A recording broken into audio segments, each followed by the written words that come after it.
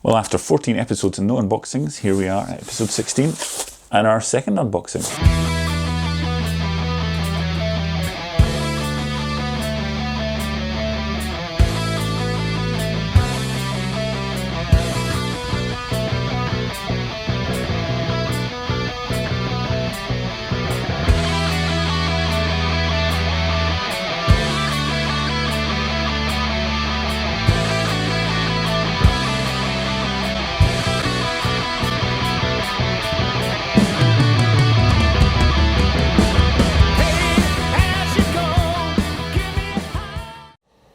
So, this Friday, the 7th of January, our new album, On Target, is out.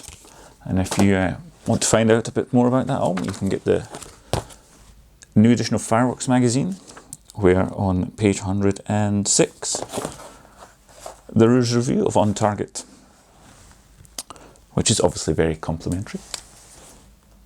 Otherwise I wouldn't be telling about it. There it is. And as you can see, it's our best album by far, apparently. So if you haven't liked any of our previous albums, you may like this one because it's better. And if you have liked our previous albums, then good news. There's an even better one on the way. So, we can move on to our unboxing, if I find my scissors.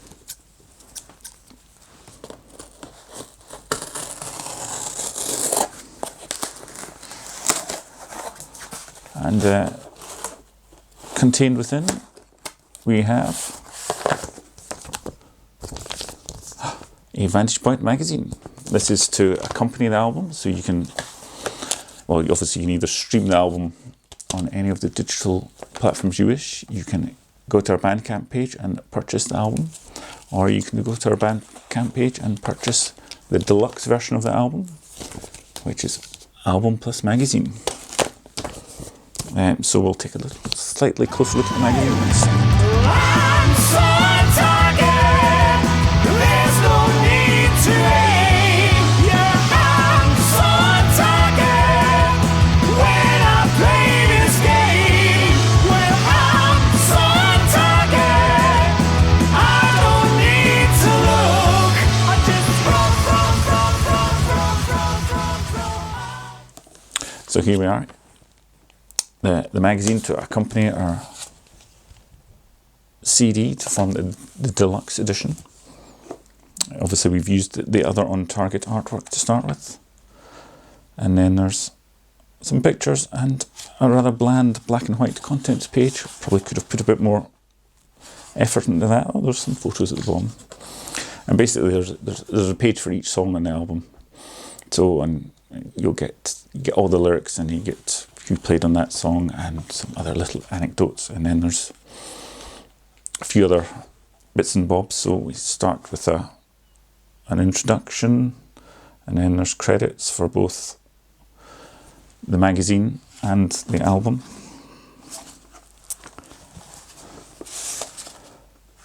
And then there's a page for Can't Wait for Her Love, which has the lyrics, the artworks, some information about the song, who is playing the drums on that one.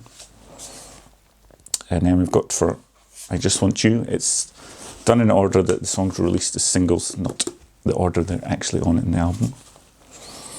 So that's followed by Dear Lou and Leave It. And then there's also an article there on all the other singles we released this year which are not featured on the album. We've got Unlike Any Woman. There's a nice picture of Liam with a castle in the background. I don't think that really goes with the song On Target, but there's a photo there.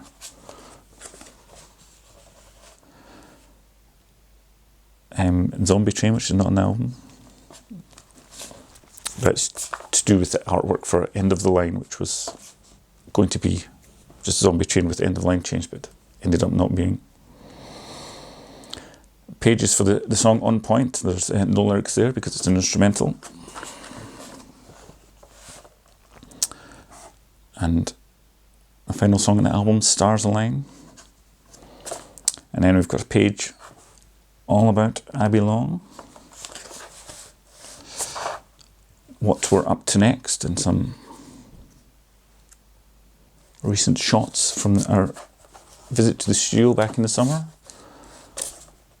Part 1 of the history of the band, which would indicate there'll be a second magazine in part 2, but we'll see how well this one does first. There's a page which you don't obviously need. It's all about our YouTube channel, but you're watching this, so you'll know all about that. And where else you can find us apart from YouTube? An advert for a single by Mercy Brenny. And then there's our discography and our back page. So, as I said, the 7th of January, you'll be able to listen to our new album, either digitally, you'll be able to buy a CD copy, or you'll be able to buy a deluxe edition with CD and magazine. So, hope you like it when you hear it. And I think that's all our news for just now. Well, for the story of the song, we're talking about the track Wishing Well, which has nothing to do with either Black Sabbath or is it Free or Bad Company? One of them. This is a song from our second album, Tomb of the Eagles. We originally recorded it way back in 2003 on what we would kind of look at as our demos back at the Groove Tunnel. I think it was in the last set of songs that Murray played the drums for. And Murray principally wrote the song, although he stuck in one of my riffs. I remember in a rehearsal, he said, play me some of your riffs. So I played him a whole lot, and he took one, he goes, that'll fit. And basically that riff for me was a whole song. It just went round and round and round for whatever, 3 or 4 minutes, and that would have been a song. But he took it and stuck it in and used it for, I don't know how long, about 20 seconds to join 2 bits of the song. So it appears a couple of times in the song, which I think probably illustrates the difference in our songwriting. And so, yes, as I said, recorded it with him on drums at the Groove Tunnel. And in the last episode of this, I showed some archive footage of me playing the guitar bit when we recorded it again at split level. But when we'd done it at the Groove Tunnel, that section was played on the bass.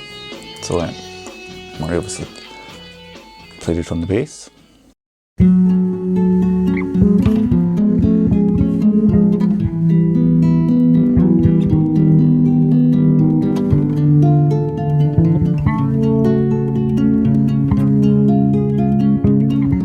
Then when we came to record it again for the Tomb of the Eagles album, we changed the arrangement slightly, and obviously that bit was played on guitar instead of bass.